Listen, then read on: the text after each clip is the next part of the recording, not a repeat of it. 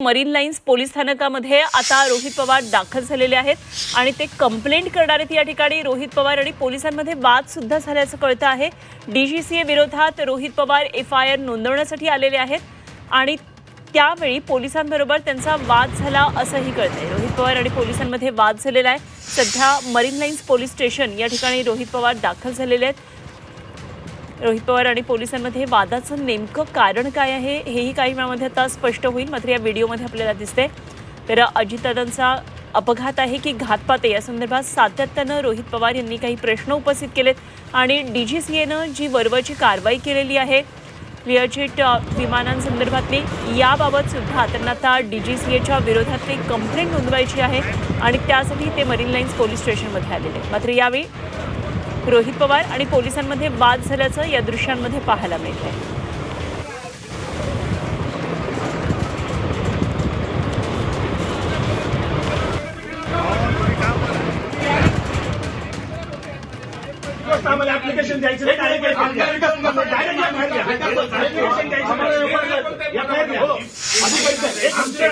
तर एफआयआर नोंदवण्यासाठी Rohit Pawar marine lines police स्टेशनमध्ये आलेले आहेत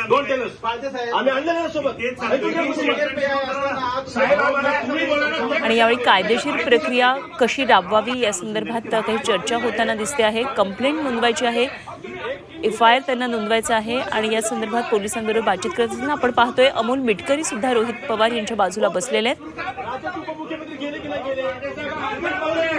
एवढे एव्हिडन्स आहे, सगळ्या न्यूजला आलेलं आहे।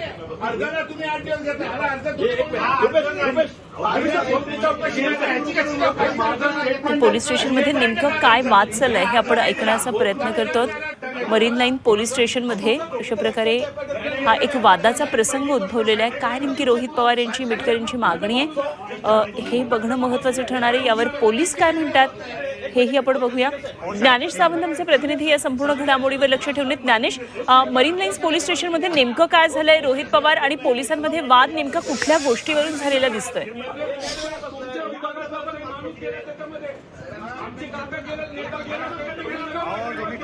ज्ञानेश, माझा आवाज पोहोचतोय?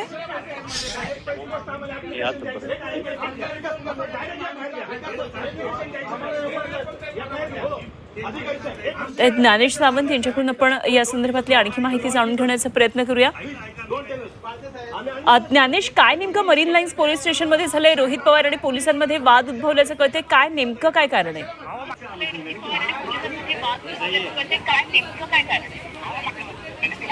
अजित पवार यांच्या अपघातानंतर रोहित पवार यांनी काही बाबतींमध्ये संशय व्यक्त केला आणि त्या संदर्भातले काही पुरावे सादर करून त्यांनी अनेक वेळा माध्यमांपुढे आपली भूमिका मांडलेली आहे।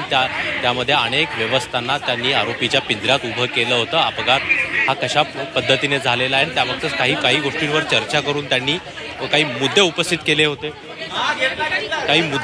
केले होते आणि त्या संदर्भामध्ये अनेक बाजूनी चर्चा झालेली आहे आणि या संदर्भामध्ये आता जर काय या संबंधित कंपनीवरती गुन्हा दाखल करावा याच्यासाठी रोहित पवार हे आज सकाळी अधिवेशनाचं कामकाज आटोपून ते मरीन ड्राईव्ह पोलीस स्टेशनमध्ये आलेले आहेत आणि इथं आल्यानंतर त्यांनी काही पुरावे पोलिसांच्या हाती दिले आणि त्या संदर्भातली भूमिका मांडली। हा अपघात कशा पद्धतीने झालेला आहे या संदर्भातले काही पुरावे दिल्यानंतर त्यांनी पोलिसांना आपली बाजू समजून सांगितलेली आहे की या संस्थेवरती डीजीसी काय गुन्हा दाखल होऊ नये, ही भूमिका का मांडली गेली नाही, या संदर्भामधले गुन्हा दाखल करण्यासाठी पुढे कुणी का येत नाही, का गुन्हा दाखल होत नाही, अशा अनेक प्रश्न उपस्थित केले आहेत। त्याच्यावरती मात्र पोलिसांनी त्यांचे काही प्रश्न उपस्थित केले आणि रोहित पवारांना शांत करण्याचा प्रयत्न केला।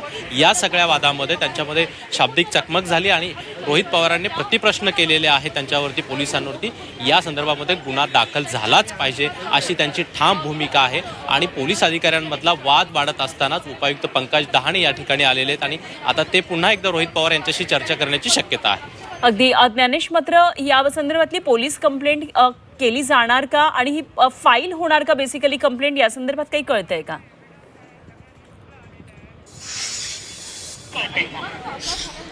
या संदर्भामध्ये रोहित पवार आणि त्यांच्यासोबत आलेल्या सहकारी आमदारांची भूमिका पहिल्यांदा पोलीस अधिकारी, वरिष्ठ पोलीस निरीक्षक या सगळ्यांनी बाजू ऐकून घेतलेली आहे। मात्र रोहित पवार हे त्यांच्या भूमिकेवर ठाम आहेत। डीजीसीएवरती गुन्हा दाखल झालाच पाहिजे ही त्यांची आक्रमक मागणी आहे आणि त्या मागणीपासून ते तसूभरही मागे यायला तयार नाहीत। मात्र पोलिसांची भूमिका या संदर्भामध्ये काय असणार आहे ते पुढच्या काही मिनिटात आपल्याला कळू शकेल। या संदर्भामध्ये आता पोलिसांशी आपण विचारणा करतो आहे, मात्र अजूनही चर्चा सुरू आहे। रोहित पवारांचं म्हणणं ऐकून घेतलं जात आहे आणि त्याच्यावर आमची भूमिका मांडतो आहोत इतकंच मोजकं उत्तर पोलिसांकडून दिलं जात आहे। आणि या संदर्भामध्ये आता पुढच्या काही मिनिटांमध्ये उपायुक्त पंकज डहाणे हे कदाचित मीडियाशी बोलू शकतील, तेव्हा त्यांची भूमिका स्पष्ट होईल। त्यामुळे पुढच्या 10 ते 15 मिनिटांनंतर हे चित्र स्पष्ट होईल की रोहित पवार यांच्या आरोपानंतर यांनी दिलेल्या तक्रारीनुसार गुन्हा दाखल होतो का हे पाहणं महत्त्वाचं असेल। ती ज्ञानेश, काय एकंदरीत साधारण चित्र आहे का? टाळाटाळ केली जाते आहे का? एकंदरीत आज जे त्वेषानं सध्या बोलणी सुरू आहेत यामध्ये असं जाणवतं आहे की पोलिसांची भूमिका मांडतात आणि मिटकरी त्याचप्रमाणे रोहित पवार आक्रमक झालेले दिसतात, तर काय FIR दाखल करण्यासाठी टाळाटाळ केली जाते?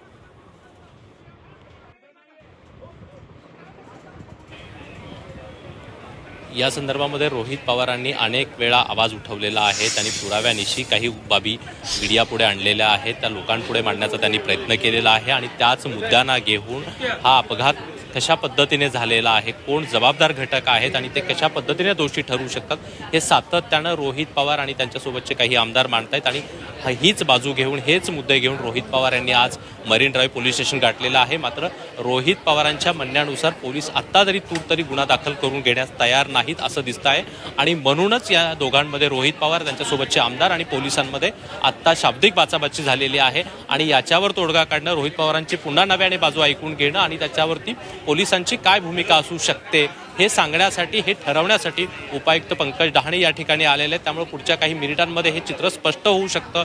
पोलीस टाळाटाळ करतायत की रोहित पवारांच्या आरोपांमध्ये, त्यांच्याकडे असलेल्या पुराव्यांमध्ये कुठे काही कमतरता आहे का, हे पोलिसांनी जेव्हा त्यांची भूमिका मांडतील त्याच्यानंतरच हे स्पष्ट होऊ शकेल। अगदी जरूर ज्ञानेश, या सगळ्याचा मागोवा घ्या। तोपर्यंत आपण दाखवूया की मरीन लाईन पोलीस स्टेशनला आज रोहित पवार येण्यापूर्वी नेमकं माध्यमांसमोर बोलताना रोहित पवार यांनी काय भूमिका मांडलेली आहे ते एकदा आपण पाहूया।